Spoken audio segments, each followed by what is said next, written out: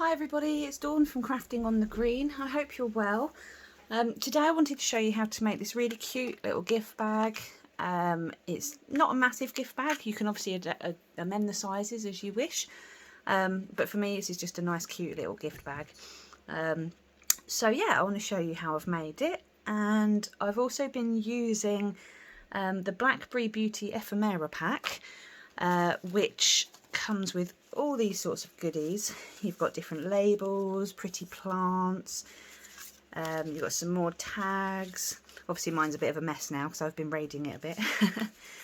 You've got some lovely golden leafy bits, and it's just a really pretty pack that you can have a nice play with. So I really wanted to make a gift bag using them. But for this gift bag I'm going to decorate ever so slightly differently. I'm going to use the Expressions in Ink ephemera pack as well, because I really want to use one of these gorgeous golden outlines really. So I'm going to choose this nice big one here, and that's going to be used for my decoration on this one. There really are some gorgeous packs this year in the autumn winter catalogues. It's worth having a look. But right, let me show you what I did to make the bag. And so I need the trimmer, and I've got a piece of DSP here, and I'm going to cut it to 8.5 inches. Should already be at 8.5. Yeah, so 8.5 inches by 6 inches. Oh, that's already at 6 as well. So what I'm going to do is now score it. This is a really easy way to make a gift bag. You can also turn it into a gift box, although I wouldn't recommend using DSP because it's not as sturdy. But I can show you that another day. So what we're going to do is score at 3 inches. And don't press too hard when you're using DSP to score as well, because otherwise it can go through the paper. So I'm just pressing firmly but gently. So we want 3, 4, 7 and 8.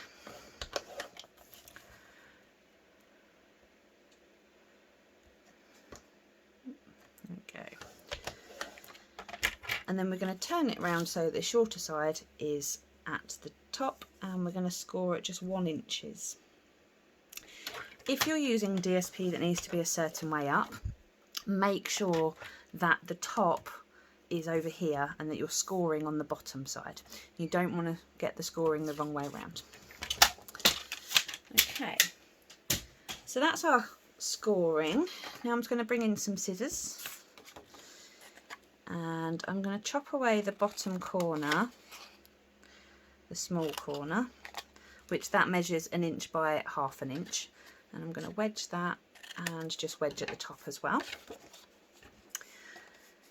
And then along the score lines under the inch mark, I'm just going to chop up to our horizontal score line, just like that. Then I'm going to bring in a bone folder and go over all of the score lines.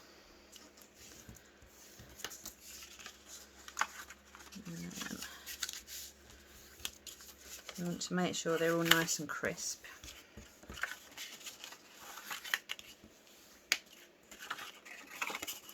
Okay.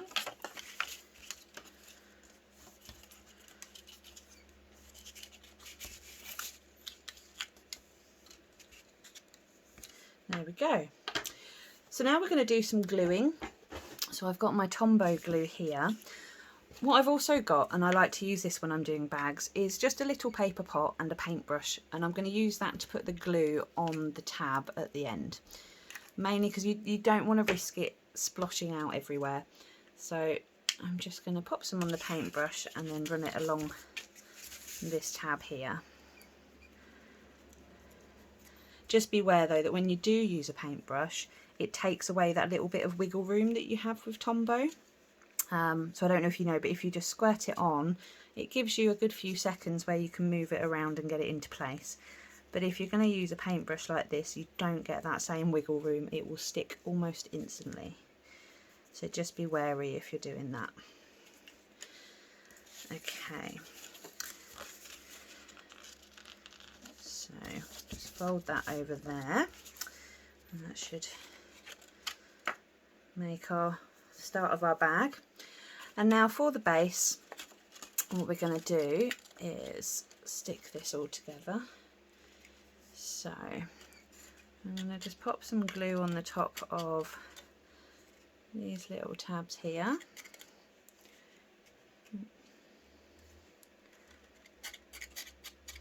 It's bending itself in, but that's okay.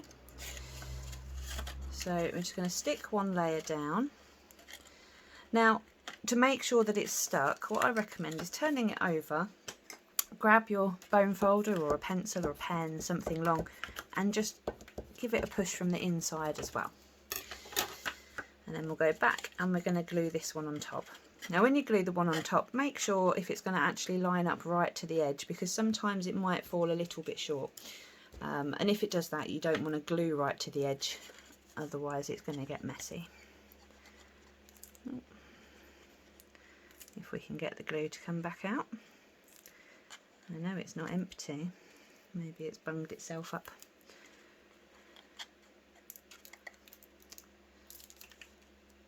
There we go, we'll just squid it in there. I think it started bunging itself up already. So we're just going to glue this one down as well. It does help to create quite a nice sturdy base doing it this way, because obviously now we've got 3 layers for the base, which certainly helps.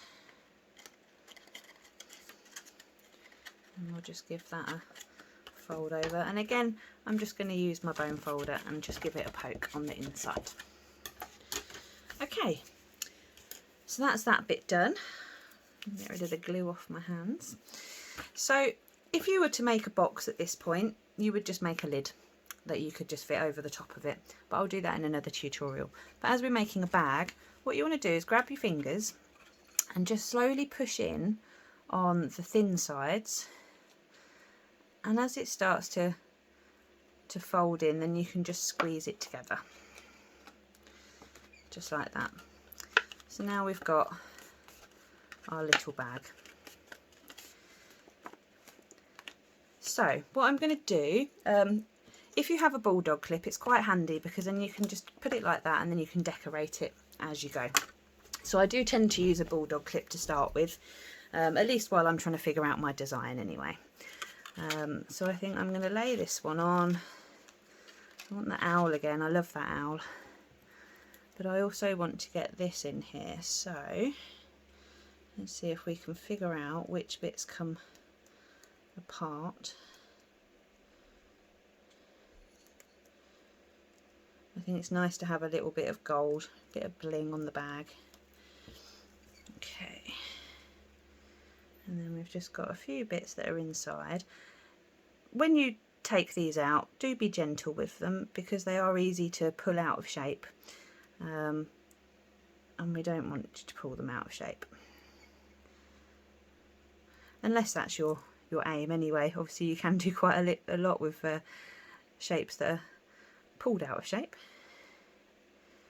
So there we go. So now I've got this, so I think I'm going to pop that somewhere first. Maybe we'll tuck this in between, and then I'm going to pop that on there. I think that's what I'm going to go for this time.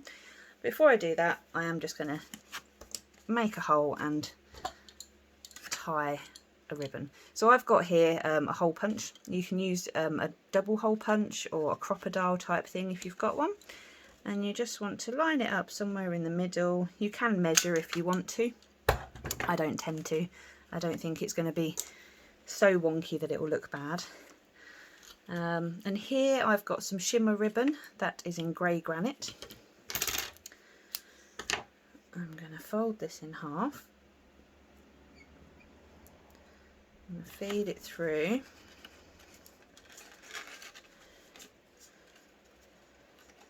And then feed it through again. Just like that.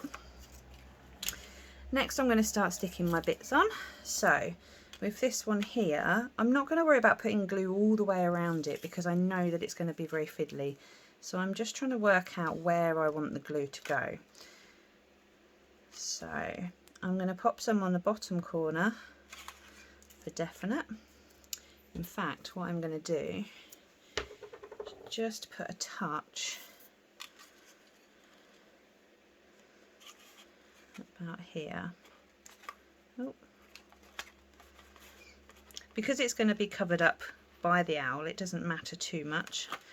So I'm just going to try and get this relatively straight. Somewhere about there. Because then he's going to go on there and the flowers are going to go over the top, so that will help hold it in place. So let's get my glue again. Again, I'm doing it on the paintbrush just so I can try and control a bit better how much glue goes on. Because again, you really don't want the glue splodging out when you're doing something like this, because it is just going to make a mess and you won't be able to clean it up very well. Not with a glue eraser anyway.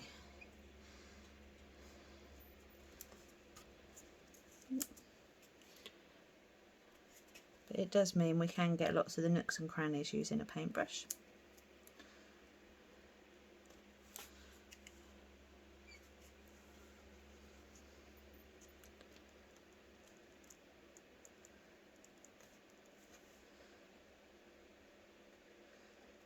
Okay, I think that's got it quite well covered. So now I'm going to stick this one on the top. Don't worry too much if you have to push it in, just push firmly so that it makes a connection with the bag, but don't push it so much that you're going to start creasing the bag. There we go, that's starting to take. Okay, and then for the owl I'm going to use dimensionals. So I'm just going to grab a couple of these.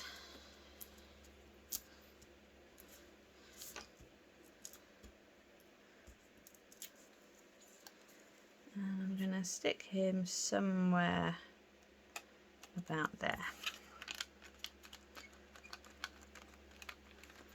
Okay, so then the final bit I'm going to do, I've got some of the nice gold twine here, so I'm just going to cut a bit of that, and then this is, you can do it or leave it, it's completely up to you, but I'm just going to try and add a little bit more something to the ribbon at the top, so, but it is a bit fiddly, especially when you get glue on your hands. Okay.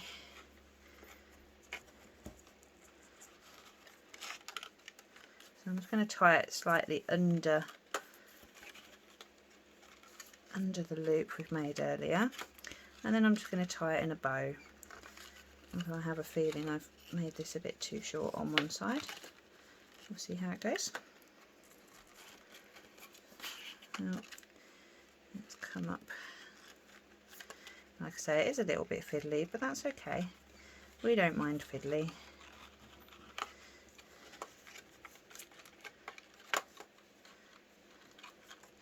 It's now also not below the loop, it's above it, but again, that's fine.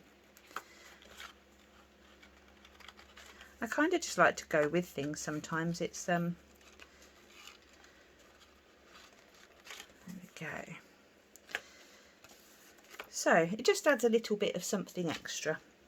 But there we go. So there's a really cute little gift bag that doesn't take long at all to make, and especially if you've got these ephemera packs, they just make it so easy.